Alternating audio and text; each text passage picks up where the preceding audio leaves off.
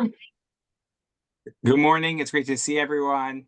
We have the pleasure of studying Parsha Vaera together. Just one housekeeping note. Next week we will not be having class. I will be out of town, so we will not be meeting, but we will reconvene and soldier on, not Bo, but Bishalach. So we're looking forward. This morning, we're still tweaking the model of this class. That we've transitioned away from Haftorah and trying to move more in depth. This morning, I want to try to stay true to that, and again, look in depth at a certain area, and explore sections of the Chumash that we typically overlook, particularly in Parshiot like Vaera, which are so rich, so jam-packed with so many different pieces. So I wanted to, right after the first, just to get us up to speed, we last left our heroes, Moshe and Aaron, had gone to Paro, were inspired to or called on to lead the Jewish people to freedom. They go to Paro. Paro flat out denies them. Things get worse for the Jewish people. Moshe is dejected. Aaron is dejected. The people are dejected. The leaders are dejected. Moshe turns to God and says, "What are you doing? Why'd you send me? They only made it worse." God says, "Ata tireh, don't worry, you'll see." Now is a new chapter, and that's the end of the parsha. We have a whole week, but the storyline continues. Vaydaber Hashem el Moshe lemor. God, Vaydaber Hashem el Moshe vayomer elav. God says to Moshe, saying, and we get what becomes the fully formed declaration of freedom that Moshe is to take. God will free the Jewish people and remove them from Egypt, redeem them from the land, and bring them to the land of Israel. We have the four aspects of redemption, or four languages of redemption, the four redemptions. Lots of hay can be made about those pieces, and they'll bring us to the land and fill the covenant with Avram, Yitzchak, and Yaakov. And Moshe says, verse number 6 in chapter 6. I'm sorry, verse number 9 in chapter 6, verse 9. Vaydaber Moshe keno b'nei Yisrael v'lo shemu elav. Moshe tells the Jewish people, and the people don't listen to him. And God says, go speak to Moshe. Go speak to Paro. And Moshe finally says, verse 12, this is chapter 6. Vaydaber Moshe el Hashem. Vaydaber Moshe lefnei Hashem. Moshe says before God, the Jewish people didn't even listen to me. How can I speak to Paro? I am Arel Svatayim. I am impeded of speaking. What exactly is this impediment? Maybe we'll come back to. Vaydaber Hashem el Moshe lemor. Vaydaber Hashem el Moshe ve'el Aaron vaytzavem el bnei Yisrael ve'paro melech Mitzrayim.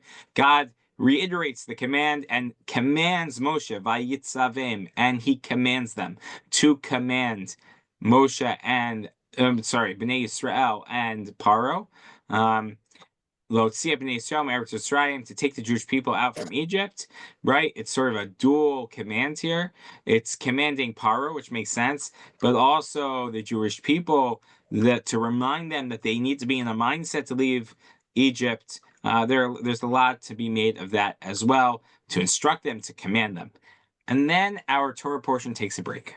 Before all the shock and awe of the plagues, before all of the firepower comes out, and then we read a very interesting, what I will call diversion, a detour. Ele Rashi Beit Avotam. These are the heads of the respective houses. Bnei Reuven, the Bechor Yisrael, the sons of Reuven, the firstborn of Israel, of the Jewish people. Chanoch, Ufalug, Vechetzron, Vekarmi, Ele Mishpachot Reuven. These are the families of Reuven. Bnei Shimon. These are the families of Shimon. Yemuel, V'Yamin, V'Ohad, V'Yachin, V'Tzochar, V'Shoben, Knanit, Ele Mishpachot Shimon. These are the families of Shimon. Ve'ela Shemot B'nei Levi. These are the families of Levi, L'Toldotam, according to their genealogy. Gershon, Kahat, Merari. Levi had three sons, Gershon, Kat, and Merari. And then we get a little bit about Levi, we get a little bit about Gershon, a little bit about Kahat, and then we go a little bit deeper to Amram. And essentially, we're getting Moshe's genealogy. We get about Moshe, we get about Aaron. And then verse 26, Hu Moshe Aaron. This is Moshe and Aaron, Asher Amar, Hashem Lahem, that God said to them, Hotzi b'nei Yisrael, mi'eretz Mitzrayim, al tzivotam. Take out the Jewish people from Israel. Sorry, take out the Jewish people from Egypt. Hem hamidabrim el paro melech Mitzrayim l'tzia b'nei Yisrael mitzrayim hu Moshe Aaron. These are the people we're going to speak to Paro, instruct Paro to free the Jewish people. This is our Moshe and Aaron. Vayhi b'yom diber Hashem el Moshe. And this is what God said to Moshe in Be'eretz Mitzrayim, in Mitzrayim. Then the next verse continues, Vaydaber Hashem el Moshe le'mor. Ani Hashem daber el Paro melech Mitzrayim et kol asher ani dober elacha. Tell Paro everything I'm going to tell you. Vayomer Hashem lifnei bnei. Vayomer Moshe lifnei Hashem heim ani arel svatayim v'ech shmeini Paro. I'm heavy-hearted, heavy-lipped. How can I, or how will Paro listen to me? And then we go on from there with the signs, with the plagues, with everything. So there are a couple of pieces to digest here. Number one, what's with the interruption? What's with the detour? What's with the genealogy? Then there's the content of the genealogy, right? We don't get a full genealogical perspective here. We just get a little bit about Reuven, a little bit about Shimon, and then a lot about Levi. We don't go, what happened to the other 9 tribes? And then the other part I just want to highlight here is the repetition, right? Normally we assume the Torah is at least economical with words. We have the repetition over here by Daber Hashem in verse 29 and verse 30. And if you compare that with verse 10, 11, and 12, you have a very similar, very similar perspective here. So similar, I actually found a really cool tool online. Hold on. Do this. Click here to compare. Here. If you look at my computer for a second. If you look at my computer for a second, you actually see on this side, on the right side of your screen is Shemot, is Exodus 6, 10 through 12. And you'll see the words are, the words that are highlighted are the same words. Vaydaber Hashem Moshe le'mor, Bo daber al Paro melech Mitzrayim, Bo daber al Paro melech Mitzrayim, right? Moshe says, Lifnei Hashem le'mor, Ani arel svatayim, I am hard of speaking, and Paro, how will Paro listen to me? Right? Slightly different order, but it's substantively the same thing. Everyone see that? Yeah. All right, it's cool. This is a cool little tool. You can do this with any verses in the Torah. Can I just interrupt this for 1 second as an aside? Nothing at all to do with the Parsha. Nowadays, when we get papers from other scientists to review, the journals will often do a plagiarism search to make sure these papers have not been partially plagiarized, and will often get this sort of color coding to indicate that, something, hey, this appeared someplace else. Anyway, that's it. Is it smart enough to know that if it's a quotation, then it's supposed to appear somewhere else? It scans scientific literature and tries to find, other similar phraseology. But yeah, this technology has existed when I was in high school. We used to have to submit all of our papers through what's called turnitin.com, where it would also do like a check. So, anyways, let's get back to our discussion. So we have these 3 major questions on this section, which I want to focus on. Number 1, what's with the detour? Number 2, what's with the partial detour, right? Why is it only partial?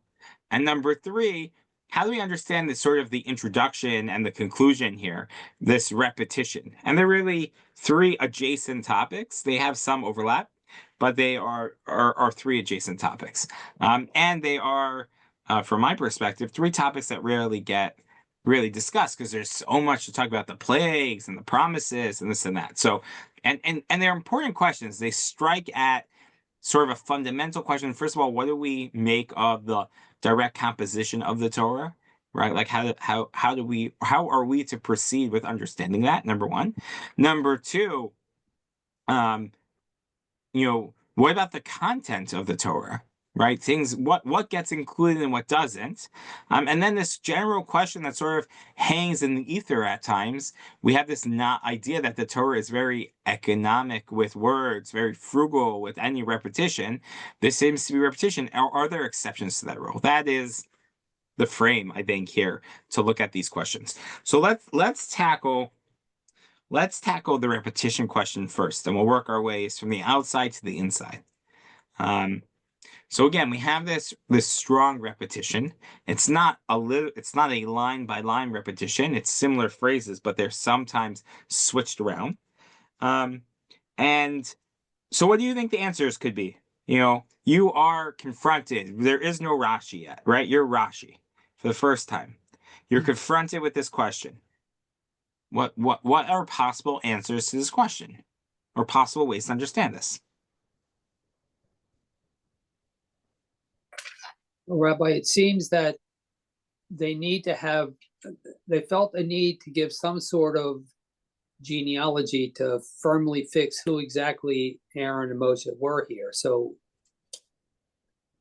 it's going to interrupt the story at some point. And I guess this would probably be the most logical point. Right. My question is, you're right. So that's going to be, why is that here? We'll get to that. My question right now is the first question. Why do we have verse 10, 11, and 12 and verse 29 and 30 essentially saying the same thing? I think one way to look at it is that it highlights the great reluctance of Moses to do what Hashem is telling him to do. So I want to unpack your answer for a second.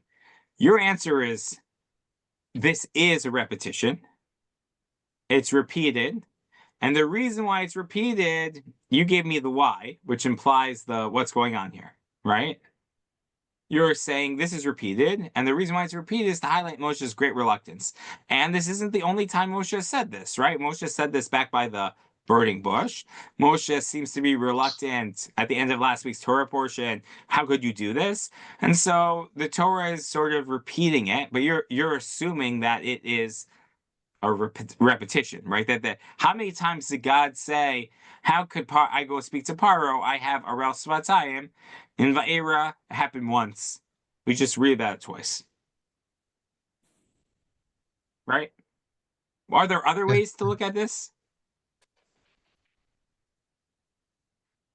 What's the simplest way without assuming anything? Well, the first case, he's saying that the children of Israel will not listen. In the second, he's saying Pharaoh will not listen. So it seems to be they're not the exact same thing. Right. So let's unpack that for a second. What Helen's saying is, and what I would allude to be the simplest way is, Rabbi, why do you think that this is repetitious? These are just two times Moshe is saying it. Why is Moshe saying it so much? As Steve just said, he's very, very, very reluctant. First, Moshe says, I don't want to go to Paro. The people won't listen to me. Paro won't listen to me. God said, go to Paro. And Moshe says, I still don't want to go to Paro. Right? Meaning, according to what Helen's saying, and this is actually the approach of the Lekach Tov, which is an 11th century, I think Rabbi Tuvia ben Elazar, yeah, something like that. 11th century sort of compilation of midrash and commentary. That this didn't. It's not a repetition. the beginning of the Parsha, God tells Moshe, go tell the Jewish people. The Jewish people get dejected and reject Moshe. Then God says, go tell Paro. And Moshe says, no, I don't want to go to Paro. And God says, I'm commanding you to go to Paro. And then again, God says to Moshe, Ani Hashem, Daber al Paro, tell Paro the following thing. And what does everything I already told you? And what does Moshe say? No, I don't want to go to Paro. Right? It happened 2 times in our Torah portion. That's what the Lekach Tov suggests. Right? And why does it happen so many times? First of all, because that's actually what happened. And why is it happening so many times? Because Moshe is very reluctant. And rightfully so. Everything until this point, we can divide the story. Everything until this point has been met with failure. We know the end of the story. We know from now on Moshe is going to be successful. But Moshe doesn't know that. And so Moshe was unsuccessful once, unsuccessful twice. He doesn't want to be unsuccessful third time. 3 strikes, you're out, right? This is baseball minat Torah minayin, right? From here, right?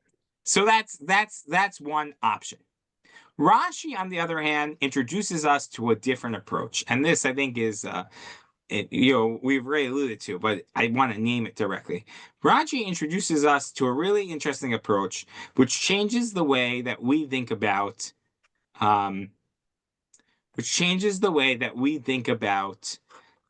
repetition in the Torah. Right? We've assumed that there's no repetition. There's no repetition. But the reality is that there is no punctuation in the Torah. There's no way to sort of resume a story after a parenthetical component. And so Rashi suggests, Hu hadavar hadibur atzmo ha'amur lamala. This is what was said before. Ela mitoch shehivsek ha'inyan kedei, because we paused the conversation between God and Moshe to go through the genealogy. Why we did that, we'll have to get to. Chazar alav lahatchil bo. We sort of recapped so that we know what happened. Right? This is what some like to call a resumptive repetition. Right? That the Torah will sometimes repeat information so that we can know where we last left our heroes. Right? So Moshe and God is amidst a dialogue. For whatever reason, we pause that dialogue to go and talk about Ichus, to talk about the genealogy of the Jewish people, particularly Moshe and Aaron. And then we got to get back with the story. So we say we last left our heroes doing X, Y, and Z, and therefore we're moving forward. That is what Rashi suggests here is at play. So much so, the Shadal in the 1800s say that's precisely why, as Helen pointed out, the words aren't exactly the same. To highlight the fact that the language is changed so that you wouldn't think it was like an accident that these words were added, were doubled. Right? Sometimes if you see the same verse twice, the Shadal is going to say, someone in the future realized the Shadal is speaking in a time where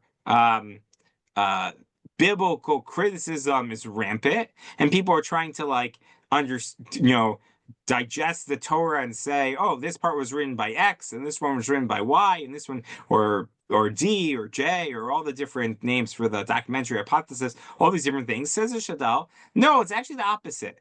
If you were just trying to repeat something, so then it would make sense that the word would be repeated totally.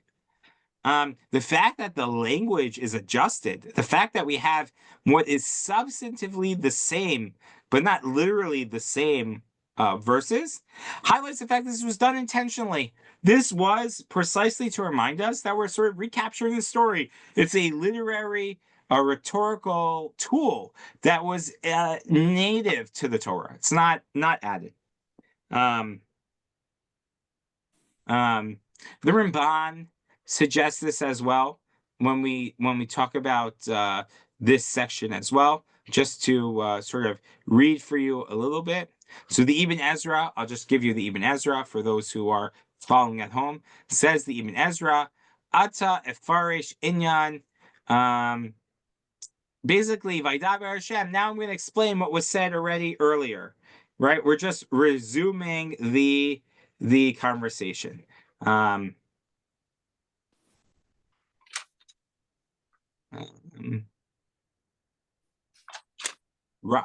quoted Rashi already. And the Shadal says exactly what I just alluded to. The Shadal says, Hu adavar atzmo ha'amura le'el, lemala. This is what was said in verse 10 through 12.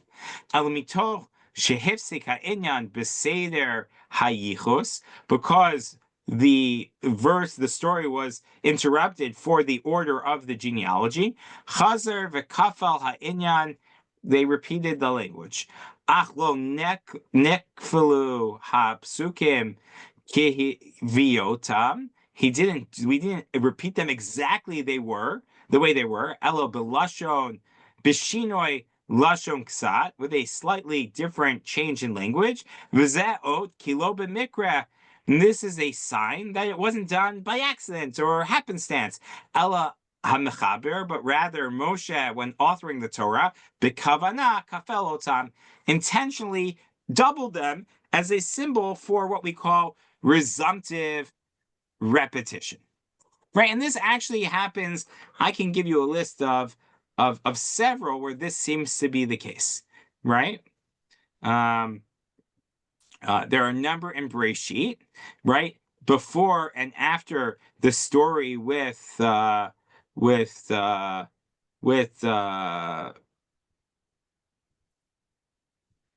and after the story with Yehuda and Tamar, we get an example of that as well.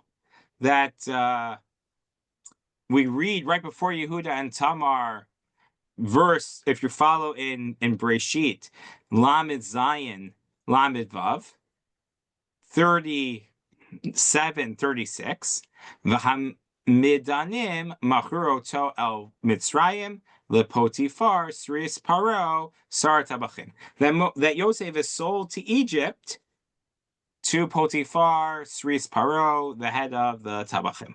Right? What happens afterwards? Then we have a whole story about Yehuda and Tamar, right? Which interrupts our narrative, which becomes the most important part of the narrative, which we talked about when we studied that. And then chapter Lamed Tet, verse Aleph, continues. Yosef hurad Mitzrayim. Yosef comes down to Mitzrayim. Yosef comes down to Egypt.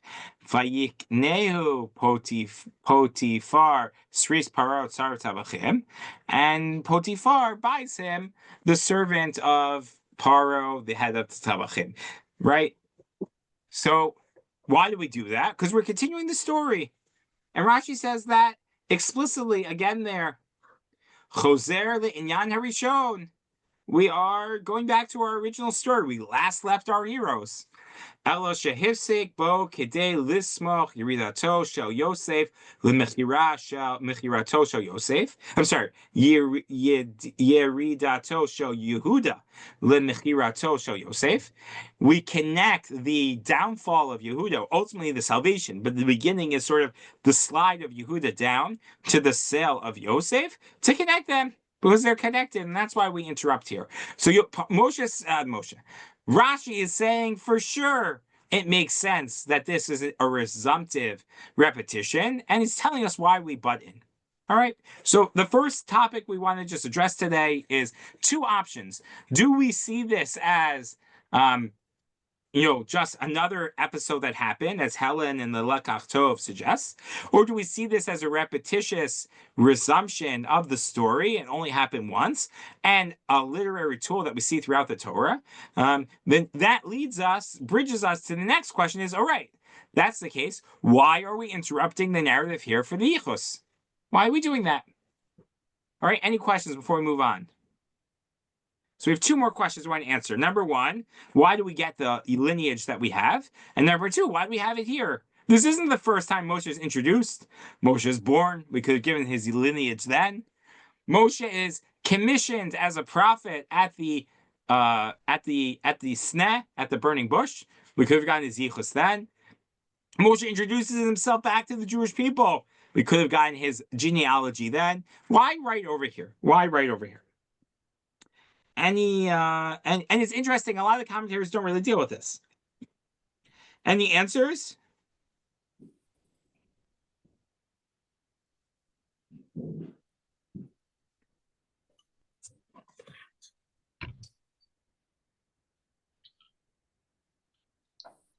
So the only one of the only commentaries that deal with this is the Malbim. The Malbim, if you recall, this is one of the Malbim's, big issues throughout Tanakh. The use of repetition. The Malbim is a big believer in what we keep calling omnisignificance. Omnisignificance. Which means that every word in the Torah is significant, has its own meaning and value. And Rav Weiser tries to elucidate that throughout his commentary. That's the Malbim's name, Rav Meir Leibish Weiser. Leibish, that's the name you don't hear about so much, right? And so he tackles this question: why is this here? And he's a big believer. There's no synonyms. There's no repetition in the Torah. There's nothing. Everything conveys a new idea, a new concept. So why is this here? So he suggests the following idea, and we sort of alluded to this in the moment previously. There is a change that happens here. There's a new type of. Cindy, do you have a question? No. Okay, fine. I just saw her hand, so I wasn't sure if there's a question. So there's a change that happens here. Until now, what's Moshe's track record? He's 0 for 4, 0 for 3, right? He doesn't get the people. First, Paro doesn't believe him. The people don't believe him right away. Then the people are angry at him. Then he tries to get the people back on board. They still don't believe him. Right? Moshe's just not succeeding here. And then we have a change. Says the Malbim that there's a new type of shlichut, a new type of approach that's being presented here. And that approach requires sort of a break. As we know, genealogy was used in Genesis, in Bereshit, to highlight breaks between sections. So we have that here as well. And this is the first time that Moshe and Aaron are clearly appointed by God as full partners concerning all aspects of the galut and geula, of the redemption and of the slavery. And only once this partnership is sort of firmly confirmed through a digression of all their genealogical credentials, then we can have that. Says the Malbim, we'll cast it one way, and we'll see another commentary see it slightly different in a second. Says the Malbim that this is the changing point in the story. This is where the story changes. This is where Moshe begins to succeed, where the plagues come. Now, and therefore, we have a break, which is the genealogy to highlight that, and we need to bridge the break, which is the resumptive repetition. One way of understanding that is that just the natural course of the Torah portion of the story of the way it was supposed to unfold. It's possible. I alluded to this medrash last week, I believe, when Moshe at the end of Shemot comes back to God and says he's very angry, and God says angrily back at Moshe, "Atah tireh, you'll see this." But the medrash, as Rashi points out, says you'll see this redemption, but you won't see the redemption in Israel. That maybe the plan changed. Maybe this was going to be a more long, drawn-out process. And because of Moshe's impatience or Moshe's vocal advocacy on behalf of the Jewish people, the plan changed. And a more direct, more immediate plan gets put into place. And that's where we see this sort of new appointment. That's one way. The Or HaChaim suggests that this is actually a more, when God says, Vayitzavem, that Moshe is to command the Jewish people, command Paro to be in a state of mind for redemption, that takes on a whole new level of shlichut. He's not just a messenger anymore, but now he is the bringer of the law.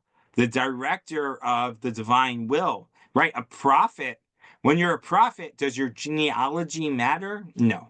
Anyone can be a prophet for God, right?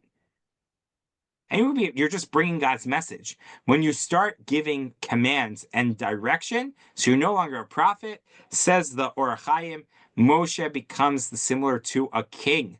And a king, that requires genealogy, that requires a pedigree. A king is a dynastic position that requires a proper pedigree. And therefore, we are sort of changing Moshe's role here. Moshe's role is being changed to being, I'm elaborating on the Or HaChaim a little bit, but Moshe's role is changing, and with Moshe's changing role requires sort of different credential, a different credential here. I'll just read you the Or HaChaim inside, so you don't think I'm making it up, or you can know how much of it I'm making up. Say it that way, because I'm definitely adding to the Or HaChaim. Says the Or HaChaim, the 18th century, mostly Kabbalistic writer, Tam Shehela Mispar B'nai Yisrael on Moshe. Why did we go through all of this until Moshe? All this genealogy. Lefi ma sheparashi b'samach shemalachim al Yisrael yichus otam hakasuv lomar ki ein ma'amidim al Yisrael elam yuchas ad Yaakov. That kings require yichus, requires genealogy. Uzelo yichus otam hakasuv kodem. And why didn't we get that when Moshe was first born? Why didn't we get that until this point? Ella only at this point, Acher Mamar Moshe, after Moshe said, Hein b'nei Yisrael, that Moshe complained the Jewish people aren't listening to me even, right? Until now, the Jewish people listen to me. Now the Jewish people aren't even listening to me. And Utshuvat Hashem, and what was God's answer? Elav to him, Vayitzavim, that he should command them, She Mamlich Otam, that you're going to be a king over them. You're going to be a leader over them. You're going to be a position of authority. Until now, you were God's mouthpiece. You were the prophet. Now you have a position of leadership authority. That needs yichus. And that's why we have it here. Right? So two sides. Why are we interrupt our story here? Says the Malbim. Because the nature of Moshe's mission is changing now. He's going to be successful. Maybe the whole plan changed. But until now, Moshe's been for whatever. Moving forward, Moshe's just going to keep winning. He's going to be tired of winning when he's done, right? Moshe is going to be so successful. And so that's what the Malbim says. Says the Or HaChaim, maybe a little similar. Moshe's role is changing. Until now, he was the prophet, the spokesperson for God. Now, when the Jewish people didn't even believe in the mission, now he needs to be their leader also. He needs to be the melech. He needs to be the instructor. He needs to inspire them. That requires pedigree. That requires the proper lineage and the proper particular language. And so that's why we have here, right? So that's another perspective. Let's give one more answer. Says Rav Hirsch. This is actually my favorite answer. When I read this answer, I designed our whole shiur over this topic to get to this. Rav Hirsch says something unbelievable. Rav Hirsch says, why do we need this at this point? Because what's going to happen from now on? Supernatural miracles, unbelievable, incredible things. But what's the central premise of the Torah? What's the theological basis that underpins everything we believe in as Jewish people? Who do we worship? God. God alone. Don't confuse anyone with God. No matter how great they are, no matter how many incredible miracles, no matter if they can bring water into blood or water into wine, right? Doesn't matter. No one is a son of God. No one is a deity besides for God, right? What does Rav Hirsch say? It's a critical message at this point in the nature of any sort of leadership. That at this moment, as we confront a major turning point in Moshe's career, in Aaron's career, as they are going to become empowered to bring powerful miracles and supernatural events and effects, the Torah begins to tell us that don't get confused. Moshe is of absolute human origin. I quote, Absolutely human origin and absolutely ordinary human nature of their beings should be firmly established. I mean, don't think that Moshe is part God. They got dipped in the river Styx or something like that. Moshe's mother is human. Moshe's father is human. Moshe and Aaron are human beings. And so the ancestry of Moshe is so important at this stage because this is where the storyline diverts. This is where the trajectory changes. And we want to make sure that forever and ever, there's no deification of Moshe, no sainthood that's provided. Moshe is fully a human being, a hero, someone who we revere, someone who we look up to, someone who we emulate, but we don't pray to, right? And so that's part of what Rav Hirsch says is why this is over here. They are picked, chosen men to be on God's mission. Yeah, Lee, your question. Yeah, I like that answer too, Rabbi, and it's kind of undermined a little bit by some of the midrashim that come out of Moshe's birth when they say like the room filled with light. We're trying to claim why his mother said she saw that he was good. Okay, kind of undermines that whole idea. So what the midrash will tell you, that's why the Torah didn't include that. I understand, but still, when you are... You're right. On the whole, there is definitely, and what I would tell you, or Rav Hirsch would say, the Torah, that's why it's proof. That exception is proof to the rule why the Torah needs to be so careful to confirm that no one thought Moshe was something more special, right? And on the whole, I think we're successful, right? The Torah goes out of its way to make sure we always know that Moshe is human. Even this whole idea of Moshe being Fad Perek Fad Lashon, and I alluded to before, we might get to.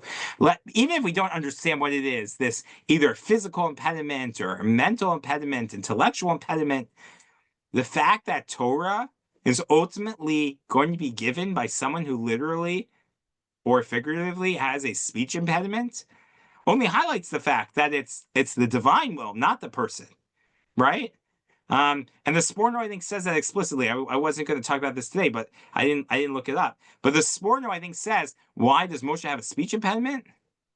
Because no one wants to think that the Jews were sweet-talked, that Moshe had a silver tongue, and that's what happened over here. That all of Genesis all of the Torah is a book of a snake oil salesman, right? That's the expression. I'm using a lot of mixed metaphors in this thing. It's fun to see how many you can put them in. Right? No one wants to think that Moshe is just sweet talking himself into history, right? So we have someone who literally has a speech impediment, be the voice and the mouthpiece for God, to highlight that it's the content of the message, not the presentation. Let's answer one final question over here. So we have three answers of why this is here. Number one is the Malbim. This is the sea change in the story. Number two is the Orach Chaim. Moshe's role is changing, and therefore he needs his pedigree. And number three, we have the Rav Hirsch. This is the check against making sure that no one thinks that Moshe is a god. So why do we have just partial genealogy here? Why don't we be miyuchas, the entire Jewish people, or just Moshe? Why do we do Ruvain, Shimon, and then Levi? It's clear we're going to Moshe, right? Once we get to Moshe, we stop. And even the level of detail is greater in Moshe's family than any other families, right? I mean, maybe the Torah is listing it so that when you have a child, you don't know what you're going to name them. So you have all these new names that you can use. Yamin, and Ohad, and Yachin, and Soar, and Shaul, Gershon, Kahat, Merari. If I ever had triplets, I joke, if we ever have triplets, I want to name them Mupim, Chupim, and Ord. It's from 2 weeks ago, the Torah portion, right? I would love that. How awesome would that be? So, Rabbi, it seems that by doing so, not only are we confirming that he's just, normal human, but he's not even at any point a firstborn, or even a son or a grandson of a firstborn. Like the most important question here. What Lee is highlighting is there seems to be something about the birth order that is important here. Because why else do you want to give the broader context? Now, Lee, the question that the commentaries are divided on implicitly is it to affirm the fact that birth order doesn't matter, and therefore we're saying that? Or is it the opposite? Is it to affirm the fact that birth order does matter, and so we don't want to fly over Reuven and Shimon and everyone else? We want to show that they're still really important, right? And that is a central divide in the way you read this, and the answer might be somewhat of the both. But for example, right? So if you read Rashi over here, why do we need to read all of these things? Because, says Rashi, and this is the highlight, the birth order is important, and we're not, meaning one of the central sub-motifs of Bereshit is the motif that birth order does not matter, right? It's undermined over and over and over again until the last breath, the last generation, Ephraim and Manasseh, it's underlined again. So you could say that this is just highlighting that, continuing that motif. Rashi takes it in another direction. Mitoch shehuchzak shehuzkak, because the Torah needed liyaches shifto shel Levi ad Moshe v'Aaron, because we needed to get Moshe and Aaron's yichus genealogy at Levi. Hitchil, we begin derech tchudatam mi Reuven, all the way back with Reuven. Why? Lefi shekin taram Yaakov Avinu, because Yaakov Avinu criticized Reuven, Shimon to these shvatim, even Levi, Bishat Moto, Chazar Akasov, the Torah goes back and counts them separately, Lomar, to say, Shechashuvim Haim, to tell you they're not rejected, that they're still very important.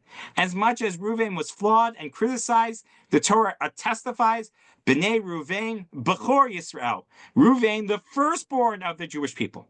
He still maintains that title, right? So this is an anti-Genesis projection, according to Rashi, or at least coming to mitigate, moderate, lessen the blow that Bereshit leaves us with. That's one option. The Barbanel and the Sforno take it in the opposite direction. They say this is to highlight the fact that no one in Reuven and no one in Shimon and even the firstborns of Levi were capable of doing this. Right? Either that Moshe, there are two ways of reading it. You could say either that Moshe wasn't arbitrarily picked, that God sort of went through the alphabetical, hierarchical level of the Jewish people to find the right messenger, or to highlight the fact that none of these people were susceptible or able to do this except for Moshe. Right? Which is a really interesting component. And that becomes part of it. As actually Rashi says, we do this to show about Moshe and Aaron, and the Gur Aryeh says that on Rashi, says that it's to show that no one else before Moshe and Aaron in the line of succession, quote unquote, would be applicable or valid or capable of doing this. The Sifsei Chachamim actually says the opposite. A super commentary on Rashi. He's back in the anti-Genesis camp. He says that this is to highlight, if you just put Levi and you read the story of Bereshit, you would think, who's the new Bechor? Levi. Reuven got cast out. Shimon got cast out. Levi is the new Bechor.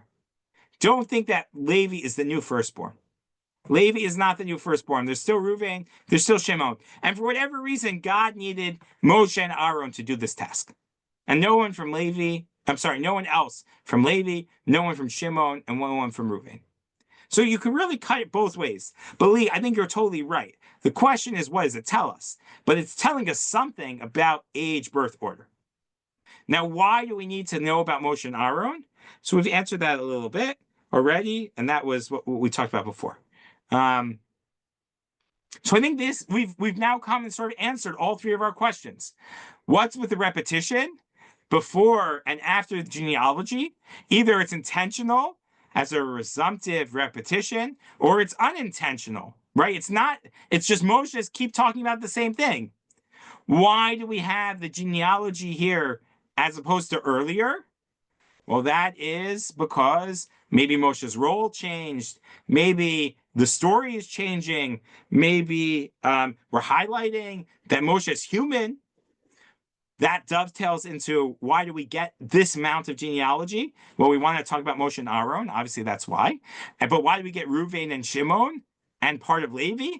Well, it's clearly in conversation with other previous genealogy. We're just not sure if that's to affirm the fact that they've now been passed over, or is that to discertify, to moderate, to mitigate the fact that we've said that they were not, so lofty? So no, even though they were criticized, still Reuven before Yisrael, Reuven is the firstborn of Israel. So you can read it both ways. Now, what does it mean when you're the firstborn, but you're also not the leader? What does it mean you're firstborn and you're not going to be the king?